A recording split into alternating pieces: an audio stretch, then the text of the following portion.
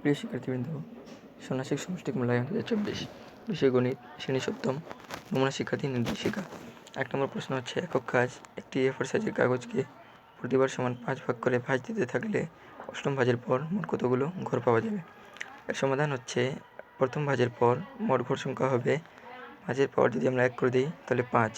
দ্বিতীয় ভাঁজের পর মোট ঘর সংখ্যা হবে, 5-এর পাওয়ার যদি 2 করে দিই তাহলে 5 × 5 = 25। তৃতীয় ভাঁজের পর মোট ঘর সংখ্যা হবে, 5-এর পাওয়ার যদি আমরা 3 করে দিই তাহলে কত হবে, 125। চতুর্থ ভাঁজের পর মোট ঘর সংখ্যা হবে, 5-এর পাওয়ার যদি আমরা 4 করে দিই তাহলে 625। পঞ্চম ভাঁজের পর মোট ঘর সংখ্যা হবে, 5-এর পাওয়ার যদি আমরা 5 করে দিই তাহলে 3125। ষষ্ঠ ভাঁজের পর মোট ঘর সংখ্যা হবে, 5-এর পাওয়ার যদি আমরা 6 করে দিই তাহলে 15625।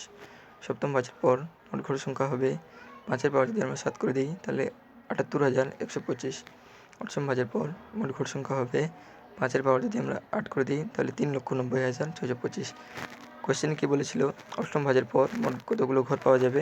তাহলে অষ্টম ভাঁজের পর মোট 3,90,625টি ঘর পাওয়া যাবে।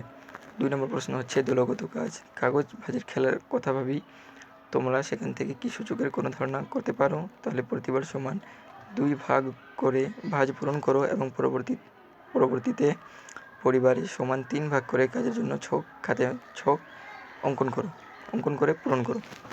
আর সমাধান তোমরা দেখে নাও। এর সমাধান হচ্ছে, আমরা এভাবে 5টা ঘর বানাবো।